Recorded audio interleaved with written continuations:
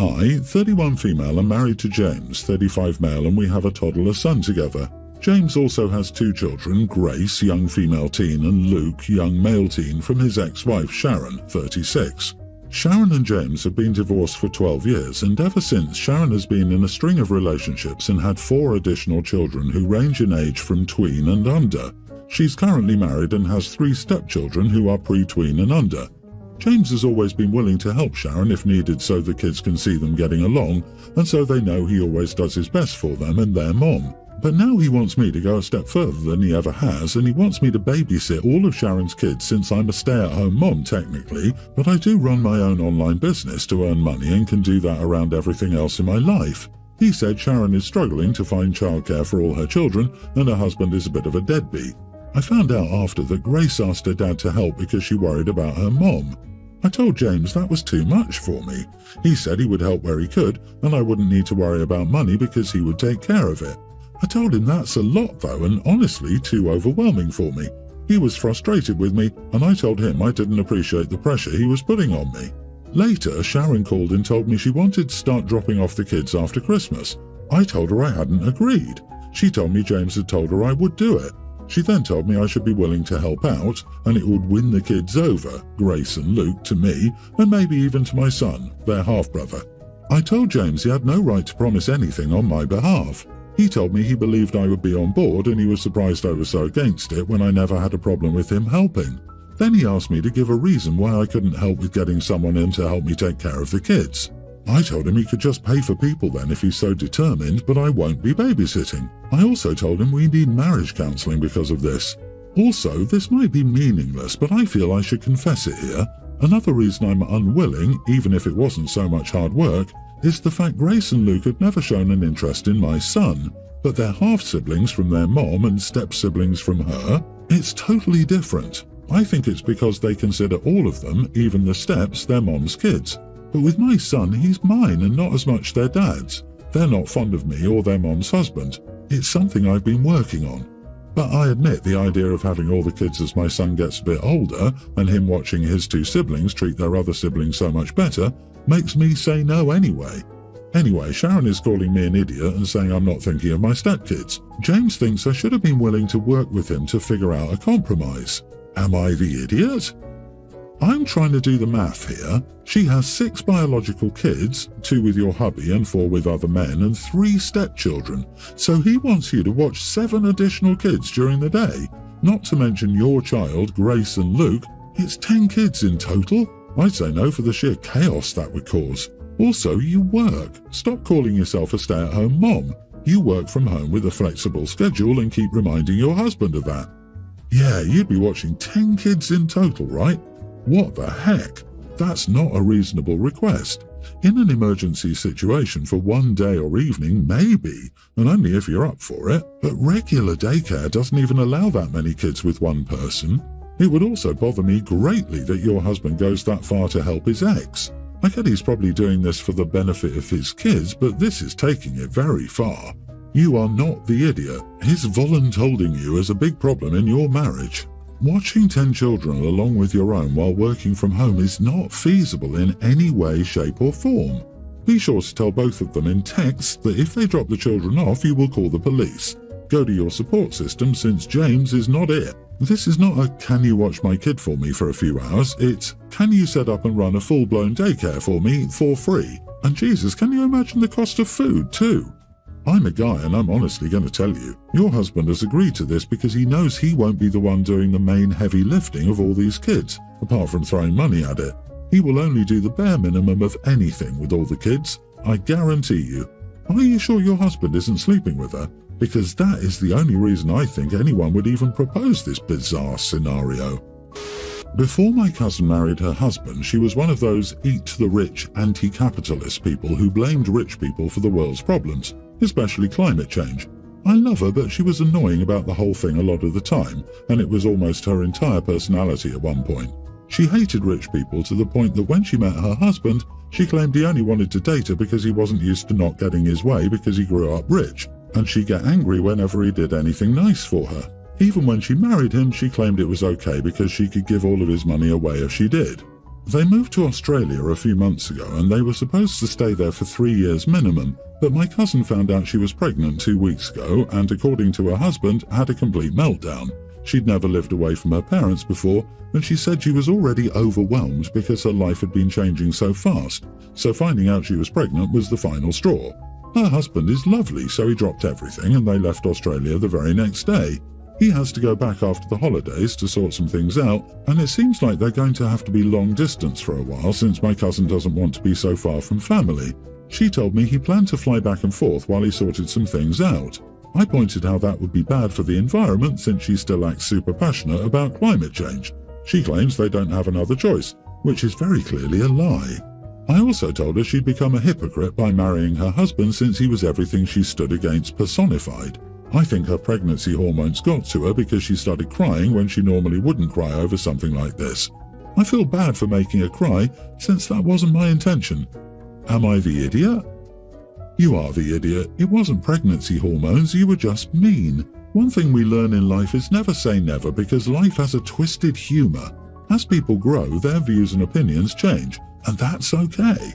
It was a fair comment about the environment because that is true, but is he taking a private jet? If not, and if he's flying on commercial planes, then it really doesn't have a big environmental impact anyway. Also, she's clearly going through something, so maybe bringing up this jokingly at a later date, not seriously when she's having a life crisis. Even if it's not on a private jet, taking long-haul flights is still one of the major contributors to our carbon footprint. It's a smaller impact than flying private, obviously, but it's still big relative to the rest of our typical consumption. It sounds like Cousin's less eat the rich and more make the rich eat you. Mad props to her for playing the system. Yeah, it sounds like she wouldn't have had that perspective before the money. She just softens her views for herself. OP, not the idiot. You gave her a taste of her own medicine and her judgmental butt didn't like it. She is the rich she hates now, who has the luxury of just flying back and forth all because she had a tantrum about being pregnant and away from family. She is a complete hypocrite. My wife and I, 48 male, have a son, John, 26, who recently told us that he's asking his girlfriend, Cece, to marry him. We met Cece a few times before and she seems like a nice girl, but we have concerns about Cece's family. My wife and I own a few rental properties, and John stays in one of the properties rent-free as he's still in grad school. My wife and I have always agreed to provide free housing for all our kids, especially while they're in school, so that they don't have to worry about rent in a high cost of living area. The concern with Cece's family comes from having met the family a couple of times before. They seem inappropriately interested in my wife and my finances, and Cece's mother, from what I've heard from my other kids and a little from John, is close to retirement, has no savings or plans set up for retirement. Her mother has multiple times attempted to move in and live rent-free in one of my properties because, according to her, it is her future son-in-law's house. My take is that Cece's mother sees John, who's about to graduate from med school, as their retirement security. John's my oldest, and I've signed a will where he gets a large amount of cash plus the property that Cece's mother was trying to move into. I'm not sure if the mother knows that, and that's why she was trying to move in, but John knows what he's inheriting. My biggest fear is that somehow that family will end up with a piece of the house for whatever reason once I pass. John has a pure heart and always sees the good in people, and I think his future mother-in-law will take advantage of that.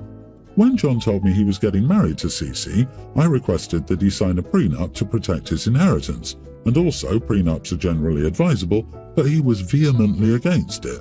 I told him that he would be written out of the will and the house would go to our other kids if he married her without a prenup, but it seemed like he wasn't budging, so I'd gone ahead and started plans to leave the house to my other kid. I have good reasons not to trust Cece's family and their intentions with my son. I'm not going to tell a grown man who he can and can't marry, but I want to protect what I'm leaving for my children. My son stopped talking to me, and I'm unsure if I was that unreasonable. Edit, we are primarily concerned about the house. My son will still be receiving the huge chunk of cash on the will. He will be getting something, just not the house.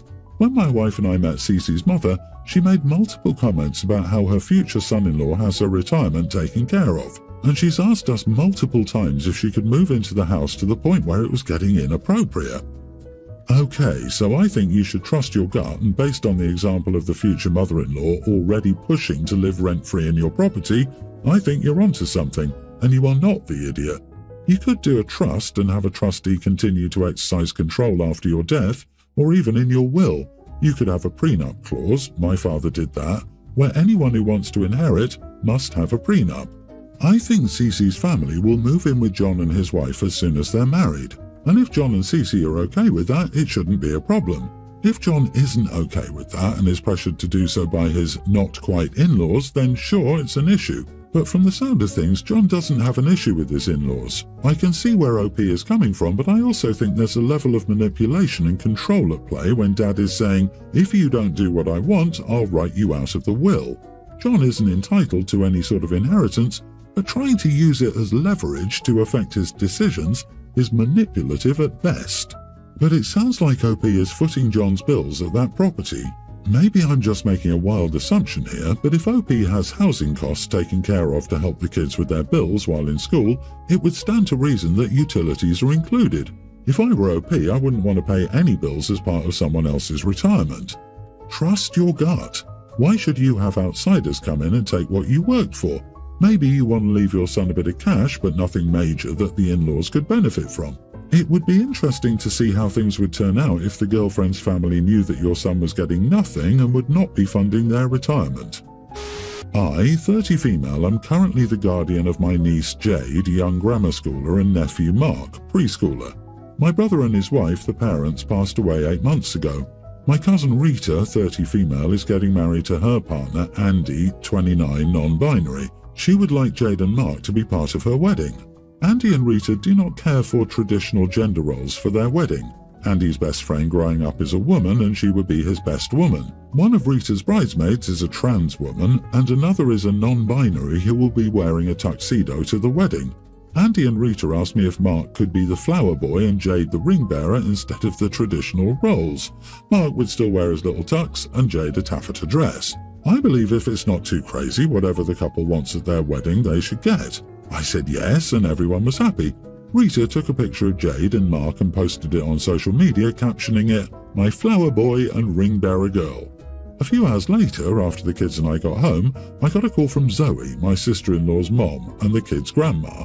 Zoe and Rita were Facebook friends because their workplaces collaborated once, so she saw the picture of Jade and Mark.